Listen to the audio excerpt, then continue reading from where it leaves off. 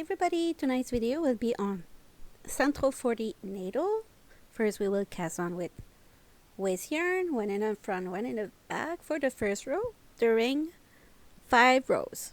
I use a contrasting yarn to do the waste yarn. So I do all of it like this, and when it's done I will put it in the yarn feeder like this, and then I will crank for 5 rows. When I reach the 5 rows, I will add my yarn.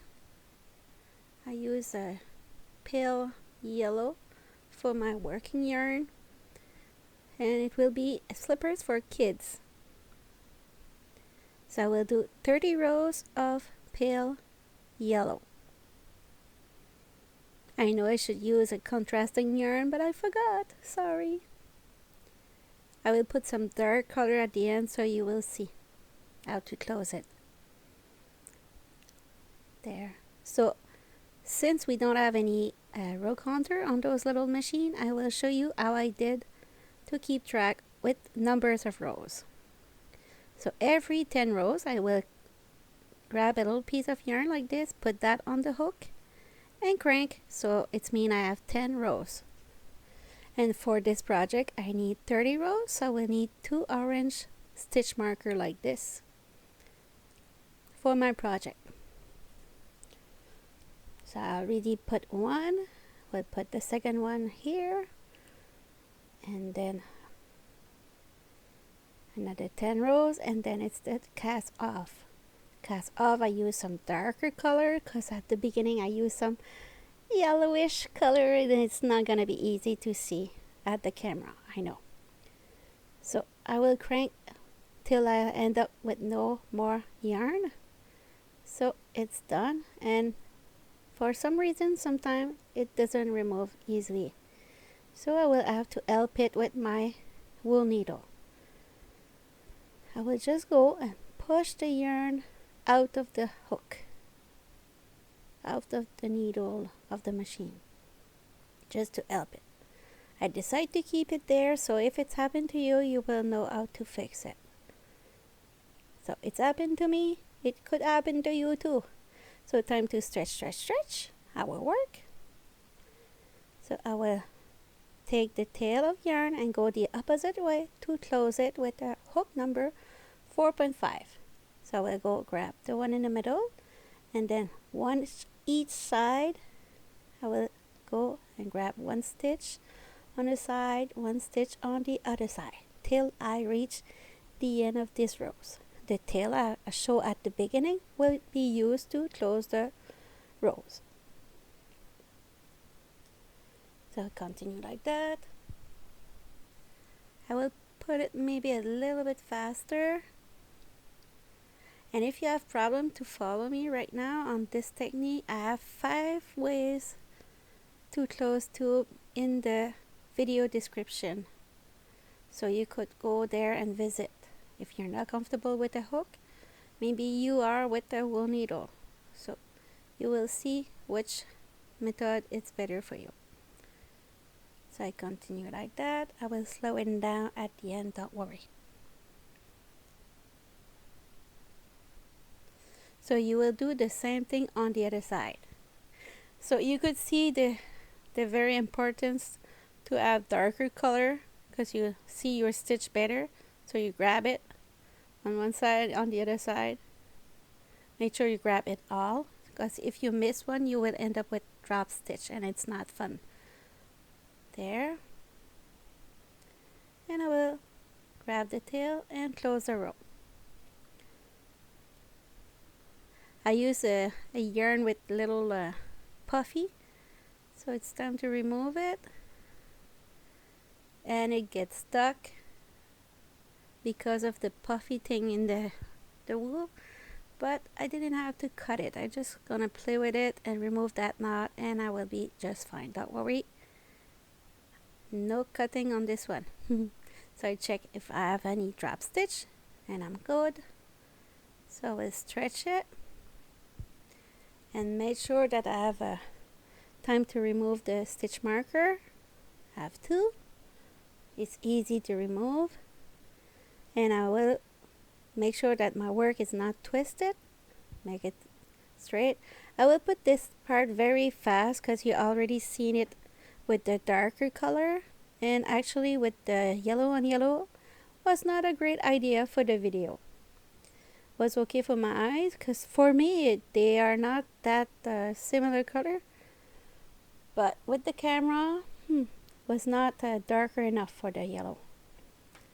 So I did the closing very fast for this part. But like I said, if you have problem to close, go check the video description. 5 ways to close tube by Jojo. So time to close it. I bring the tail where I want it to be. There. Time to remove the knot. And I will be able to remove the first row like this. When the first row is done, you could go and just pull on it. So this is time to stretch it a little bit more. I will attach those two together, and I will do the eels. For the eels, I choose to do not grab stitch, mattress stitch. So I will go on one side, grab 2 bar, and my work are parallel, or 2 column are to be followed on each side. So grab 2 stitch on one side, 2 stitch on the other side, 2 stitch here, 2 stitch on the other side. Very, very important to follow the same and to stay on the same column when you sew it, so that way your work will not be twisted or crook. There, and will be time to pull on it to do invisible seams mattress stitch. So I just pull a little bit on my yarn. Be careful not to lose the tail on the other side. And I will do a little knot here like this. Voila, I did in the 2 there.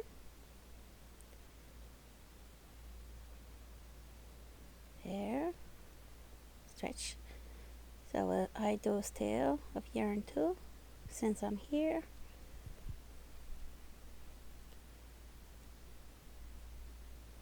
Yeah, I was surprised that the yarn was working very well on my machine, but the little puffy part is like when you try to sew it at the end, it's a little bit harder. Not harder, but you have to be more slow to make sure that you don't get a bubble in your way. But not bubble, but puff. I don't know how to call it in English. So that will be the eel. So I'll continue that way, and I will do the toe.